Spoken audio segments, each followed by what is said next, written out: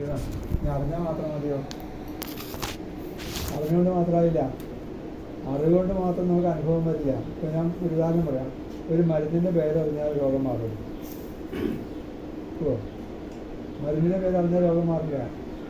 അങ്ങനെയാണെങ്കിൽ മെഡിക്കൽ സ്റ്റോറുകാർക്കൊന്നും രോഗം വരാൻ പാടില്ലല്ലോ.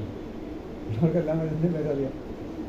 മരുന്നിൻ്റെ പേരറിഞ്ഞാൽ രോഗം മാറില്ല, മരുന്ന് കഴിച്ചാൽ രോഗം മാറും. എന്ന പോലെ ഈ അറിവ് ഉണ്ടായതെന്ന് മാത്രമായില്ല, ആ അനുഭവത്തിലേക്ക് വരുത്തണം, എന്നാലേ പ്രയോജനമുള്ളൂ. ഇല്ലേ? ഈ മരുന്നിൻ്റെ പേര് കിട്ടിയ രോഗം മാറില്ല, മരുന്ന് കഴിച്ചാൽ രോഗം മാറും. വീട്ടിലെ പശു പുല്ലില്ലാന്ന് പറയില്ലേ സാധനം, അല്ലേ? വീട്ടിലെ പശു പുല്ലില്ലല്ലോ. അപ്പോൾ ഈ അറിവുണ്ടായാൽ മാത്രം പോരാ. ഇത് വിദിത വിഭാഗോ ഉച്ചരെ അസവ പ്രകൃതിയ. പ്രകൃതിയിൽ നിന്ന് മനസ്സിനെ വിടുവിക്കണം. പ്രകൃതിയല്ല ഞാൻ, മാറിക്കൊണ്ടിരിക്കുന്ന ഇതൊന്നും ഞാനല്ല, ഇതിനെല്ലാം അറിയുന്ന ബോധമാണ് ഞാൻ. ഇതിലേക്ക് മനസ്സുറപ്പിക്കണം എന്ന് പറഞ്ഞു. അങ്ങനെ മനസ്സുറപ്പിച്ചു കഴിഞ്ഞാൽ പ്രകൃതി എന്തായിത്തീരും? പ്രകൃതിക്ക് പ്രസക്തി ഇല്ലാണ്ടോ, അല്ലേ? പ്രകൃതിൻ്റെ ഹതൗജസം എന്നാണ്. പ്രകൃതിൻ്റെ ഹതൗജസം, പ്രകൃതിയുടെ പ്രസക്തി ഇല്ലാണ്ടാവുന്നു. കാരണം പ്രകൃതി ഇങ്ങനെ മാറിക്കൊണ്ടിരിക്കും. അപ്പോൾ ഇത് അറിയണമെന്ന് പറഞ്ഞു. അപ്പോൾ ചോദിച്ചു പ്രകൃതി എന്താണെന്നും പുരുഷൻ എന്താണെന്നും പറഞ്ഞു കൊടുത്തല്ലോ. ഇത് അറിഞ്ഞാൽ മാത്രം പോരാ, മനസ്സ് പ്രകൃതിയിൽ നിന്ന് വിട്ട് പുരുഷനെ ഉറപ്പിക്കണം. അത് ഉറപ്പിക്കാൻ എന്ത് വേണം? അഭ്യാസം കൊണ്ടേ പറ്റുള്ളൂ. കാരണം നമ്മളിപ്പോഴത്തെ അറിവ് മുഴുവൻ പ്രകൃതിയിലാണ്. അതിന് തിരിച്ചുകൊണ്ടുണ്ട്, തിരിച്ചെടുക്കാൻ ബുദ്ധിമുട്ടാണ്. കാരണം എത്രയോ ജന്മങ്ങളായിട്ട് നമ്മളിതിൽ ഇങ്ങനെ കുടുങ്ങി കിടക്കുകയാണ്. അതിൽ നിന്ന് പിന്മാറണ്ടേ? പെട്ടെന്ന് പറ്റില്ല. കാരണം ശരി പറയാറില്ലേ, ഇല്ലത്തിന് അമ്മാവിലേക്കുള്ള ദൂരം തന്നെയുണ്ട്, അമ്മാവിന് ഇല്ലത്തേക്ക്, ഇല്ലേ? അങ്ങോട്ട് വേണ്ട ദൂരം തന്നെ ഇങ്ങോട്ട് പോയിട്ടുണ്ട്, എന്നാലും തിരിച്ചെത്തുള്ളൂ. അപ്പോൾ തിരിച്ചു വരണമെങ്കിൽ നല്ലോണം അഭ്യസിക്കും, നല്ല അഭ്യാസം കൊണ്ടേ പറ്റുള്ളൂ. അത് ഗീതയിലും പറയും, അഭ്യാസേന കൗന്ദേയ.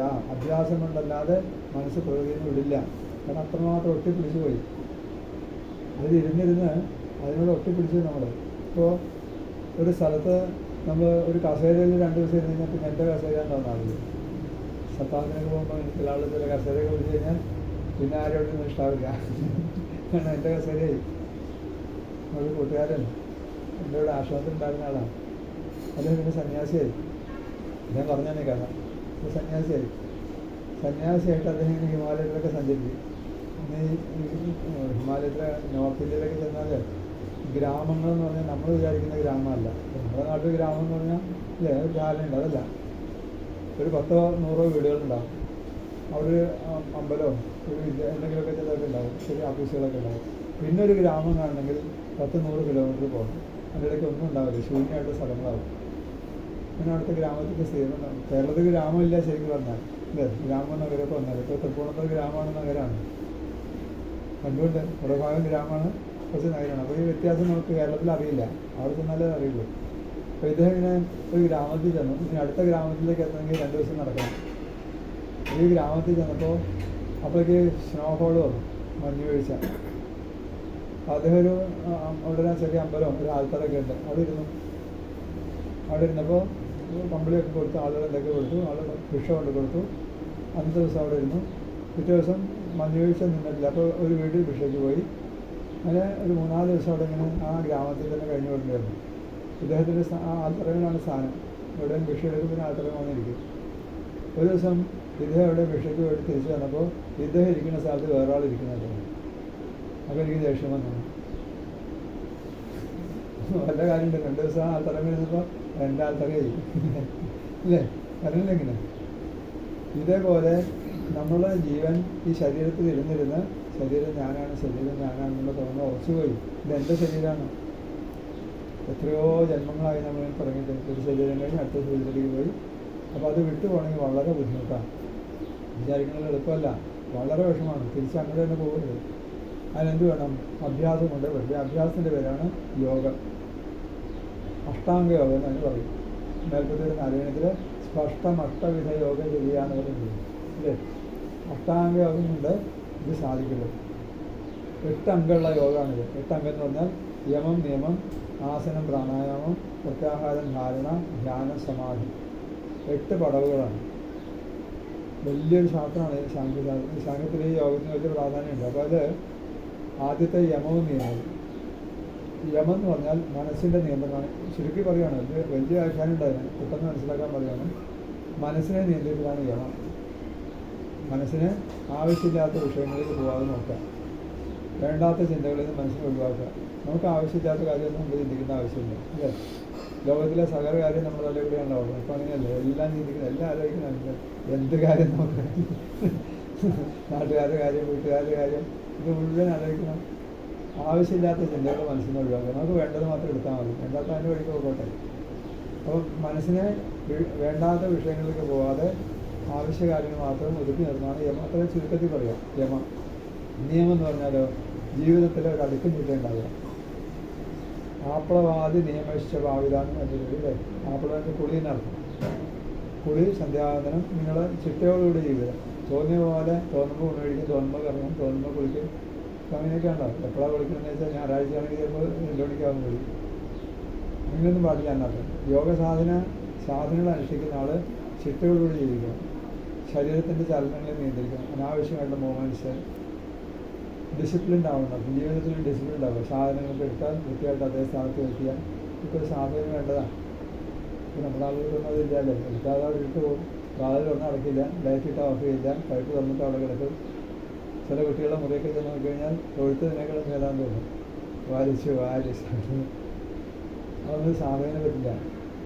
ഒരു ഗുരുവിനെ കാണാൻ വേണ്ടിയിട്ട് 2-3 ചെറുപ്പക്കാരി എന്നത്ര ഒരു സന്യാസിയെ കാണാം. അപ്പോൾ സന്യാസി പറഞ്ഞു 2 ദിവസം കഴിഞ്ഞ് വരാൻ പറഞ്ഞു. ഇപ്പോൾ സമയമില്ല, 2 ദിവസം കഴിഞ്ഞ് വരാൻ പറഞ്ഞു. ഈ 4 പേരും ഇറങ്ങി വരുമ്പോൾ ഗുരു ശ്രദ്ധിച്ചു.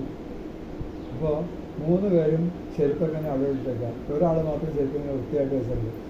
താൻ മാത്രം വന്നാൽ മതി, മറ്റേതായാലും നാളെ വരണ്ടാന്ന് പറഞ്ഞു. ആ ചെരുപ്പ് വയ്ക്കണതിന് പോലെ ശ്രദ്ധ വേണം. സ്വാമിജിയൊക്കെ, ചിന്യാനന്ദ സ്വാമിയൊക്കെ ഒരു കടലാസ് എടുത്തിട്ട് വെറുതെ അശ്രദ്ധമായിട്ട് വെച്ച് കഴിഞ്ഞാൽ വഴക്ക് പറയും. എടുത്താൽ വൃത്തിയായിട്ട് വയ്ക്കണം. മടക്കി വെച്ചാൽ വൃത്തിയായിട്ട് മടക്കി വയ്ക്കണം. ഒരു പേപ്പർ എടുത്താൽ വൃത്തിയായിട്ട് വയ്ക്കണം. പുസ്തകം എടുത്താൽ അതെന്താണെന്ന് വെച്ചാൽ ചെറിയ കാര്യങ്ങൾ ശ്രദ്ധയില്ലാത്തവർക്ക് വലിയ കാര്യത്തിൽ ശ്രദ്ധ ഉണ്ടാവില്ല അല്ലേ. എൻ്റെ ഒരു ഗുരുവിൻ്റെ കഥ കേട്ടിട്ടുണ്ട്. അദ്ദേഹം നമ്മുടെ കാരണം അദ്ദേഹത്തെ ശിഷ്യനായിരുന്നു. ഒരു തോർത്തുകൊണ്ട് തോരയിടുമ്പോൾ 2 അറ്റം ഒപ്പം നിന്നില്ലെങ്കിൽ വഴക്ക് പറയുന്നു. തോർത്ത് തോരയിടുമ്പോൾ 2 അറ്റം ഒപ്പം നിന്നില്ലെങ്കിൽ വഴക്ക് പറയുന്നു. അത്രയും ശ്രദ്ധിക്കും. കാരണം അത്രയും ഡിസിപ്ലിൻ വേണം. അത് തോന്നിയ പോലെ ഒന്നും ചെയ്താൽ അതൊക്കെ ശ്രദ്ധക്കുറവാണ്. അതാണ് നിയമം. നിയമം. മൂന്നാമത്തെ എന്താ? ആസനം. സ്ഥിരം സുഖം ആസനം. സ്ഥിരമായിട്ട് ഇരിക്കാൻ പറ്റുക. ഒരേ പൊസിഷനിൽ നട്ടെല്ല് നിർത്തി ഒരേപോലെ ഇങ്ങനെ ഇരിക്കാൻ. ഏതെങ്കിലും ഒരു ആസനം, ഒരുപാട് യോഗാസനങ്ങളുണ്ട്. അതിൽ ഏതെങ്കിലും ഒരു ആസനത്തിൽ സ്ഥിരം സുഖം ആസനം, സ്ഥിരമായിട്ട് ഇരിക്കാൻ പറ്റുക.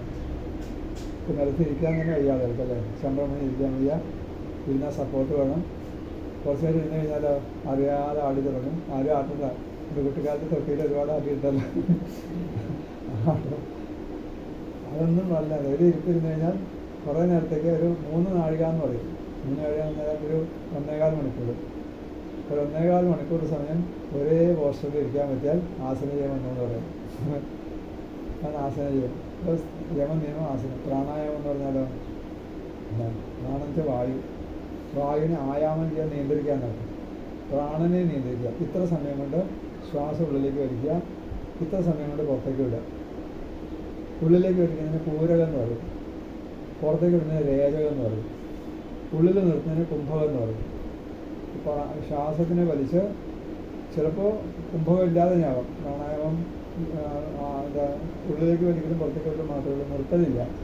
ചിലങ്ങനെയല്ല, കുംഭകം അകത്തേക്ക് വലിച്ച് ഉള്ളിൽ കുറച്ച് അതിന് കുംഭകം എന്ന് പറയും. ഇങ്ങനെ പലവിധത്തിലുള്ള പ്രാണായാമം. അതിന് ഇത്ര സമയം കൊണ്ട് ഉള്ളിലേക്ക് വലിക്കുക, ഇത്ര സമയം കൊണ്ട് ഉള്ളിൽ ഇത്ര സമയം ഉള്ളിൽ നിർത്തുക, ഇത്ര സമയം കൊണ്ട് പുറത്തേക്ക് വിടുക എന്ന് കണക്കുണ്ട്. ആ സാധാരണ ഒരു കണക്ക് 8, 32, 16 നമ്മൾ നോർമലായിട്ടൊരു കണക്ക്. 8 മാത്രം ഉള്ളിലേക്ക് വലിക്കുക, 32 മാത്രം ഉള്ളിൽ നിർത്തുക, 16 മാത്രം പുറത്തേക്ക് വിടുക. ഒരുപാട് കണക്കുകളുണ്ട്. അതിങ്ങനെ കൂടി വന്നിട്ട് 64 മാത്രമൊക്കെ ആവും. 64 മാത്രമൊക്കെ പ്രാണനെ ഉള്ളിൽ നിർത്താൻ പറ്റും. വളരെ ബുദ്ധിമുട്ടാണ്. ഇപ്പോൾ നിങ്ങൾ കണ്ടിട്ടുണ്ടാവില്ലേ, അമ്പലത്തിൽ കലശമില്ലേ, കലശത്തിന് മരപ്പാണി കൊട്ടാൻ നിങ്ങൾ പാടില്ല. എന്തില്ല സാറിന് കാണില്ല, അകത്താണ് കൊട്ടാൻ നിങ്ങൾക്ക് കാണില്ല. അകത്ത് നമ്മൾ ഉണ്ടാവും. മരപ്പാണി കൊട്ടുമ്പോൾ ആരാരെ കുളിച്ച് തട്ടെടുത്ത് മരപ്പാണിന്ന് പ്രത്യേക നമ്മൾ മദ്ദളം പോലൊരു സാധനമാണ്. അതിനൊരു തുണിയൊക്കെ ഇട്ട് ഒരു കൊട്ട് കൊട്ടിക്കഴിഞ്ഞാൽ ഇങ്ങനെ നിൽക്കും. പിന്നെ കുറേ നേരം കഴിഞ്ഞ് അടുത്ത കൊട്ട് കൊട്ടുക. നമുക്ക് എന്താണെന്ന് ഒന്നറിയാം. 64 മാത്രം കണക്കാണ്. അപ്പം തന്ത്രി പൂജ കഴിക്കുമ്പോൾ ഈ കണക്കനുസരിച്ച് കിട്ടാൻ പ്രാണായാമം പൂജകളിലുണ്ട്. പ്രാണായാമം ഉണ്ടാകണം. പ്രാണായാമ പരംബല എന്നാണ്. പ്രാണായാമമാണ് നമുക്ക് ഏറ്റവും ബലം തരിക.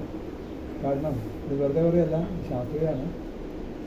നമ്മുടെ ശരീരത്തിലെ പ്രത്യേകിച്ച് തലച്ചോറിലെ പല കോശങ്ങളും നിർജ്ജീവമാണ്, ഇപ്പോൾ പ്രവർത്തനമില്ല. നമ്മുടെ ബുദ്ധിശക്തിയുടെ ഏതാണ്ട് 10% നമ്മളിപ്പോൾ സാധാരണ ഉപയോഗിക്കുക, ബാക്കി മുഴുവൻ ഡെഡാണ്. ഇന്നത്തെ കാലത്ത് പ്രത്യേകിച്ചും ഒരു ബുദ്ധിയുടെ ആവശ്യമില്ല, ഒക്കെ മെഷീനുണ്ട്. അല്ലേ, കണക്ക് കൂട്ടാനറിയോ? പെരുക്കപ്പെട്ടി തന്നെ അറിയേണ്ട എത്ര പേരുണ്ടാവും? കമ്പ്യൂട്ടർ കാൽക്കുലേറ്റർ നോക്കിയാൽ പോലെ. അപ്പോൾ നമ്മുടെ ബ്രെയിൻ മിക്കവാറും നിർജ്ജീവമാണ്, ഒരുപാട് ഭാഗം ശൂന്യമായിട്ട് കിടക്കുക, ഉപയോഗമില്ലാണ്ട് കിടക്കുക. പ്രാണായാമം ചെയ്യുമ്പോൾ ഈ തലച്ചോറിലെ കോശങ്ങളിലൊക്കെ പ്രാണവായുവിൻ്റെ ഓക്സിജൻ സഞ്ചാരം ഉണ്ടാവും, അപാരമായിട്ട് ശക്തി കിട്ടും.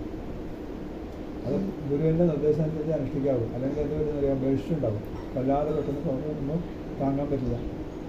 ആ പ്രാണായാമം കൊണ്ട് അപാരമായിട്ട് ശക്തിയും ബുദ്ധിശക്തി ഉണ്ടാവും, ഏകാഗ്രത ഉണ്ടാവും, ഒരുപാട് ഉണ്ടാവും. അങ്ങനെ പ്രാണായാമം പരംബലാണ് നമ്മുടെ ഏറ്റവും ബലമാണ് പ്രാണായാമം.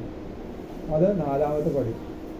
അപ്പോൾ യമം, നിയമം, ആസനം, പ്രാണായാമം 4ആയില്ലേ. 5ാമത്തെ പ്രത്യാഹാരം. പ്രത്യാഹാരം എന്ന് പറഞ്ഞാൽ ഇപ്പോൾ പുറത്തേക്ക് പോകണ ഇന്ദ്രിയങ്ങളൊക്കെ ഉള്ളിലേക്ക് തിരിക്കുക. ഇപ്പോൾ നമ്മുടെ കണ്ണ്, മൂക്ക്, നാക്കൊക്കെ പുറത്തേക്കല്ലേ, പുറത്തുള്ളതല്ലേ കാണുന്നുള്ളൂ. അതിന് ഇൻവേർട്ടഡ് ആക്കാൻ നോക്കും, ഉള്ളിലേക്ക് തിരിക്കുക. വളരെ പ്രയാസമാണ്. അതിന് ഭഗവാൻ ഉദാഹരണം പറയുക, യഥാസംഹരതേജായം പൂർണ്ണോങ്കാനീവ സർവേശ. എങ്ങനെയാണോ ആമ അതിൻ്റെ കയ്യും കാലും ഉള്ളിലേക്ക് വലിക്കുക, അതേപോലെ ഇന്ദ്രിയങ്ങൾ ഉള്ളിലേക്ക് വലിക്കാറാണെന്ന് പറഞ്ഞു. എന്നിട്ടോ അത് നിർത്തണം. യമം, നിയമം, ആസനം, പ്രാണായാമം, പ്രത്യാഹാരം, ധാരണ. അതിനുള്ളിൽ തന്നെ നിർത്തുക, പിന്നെ പുറത്ത് കൊണ്ട് സൂക്ഷിക്കുക.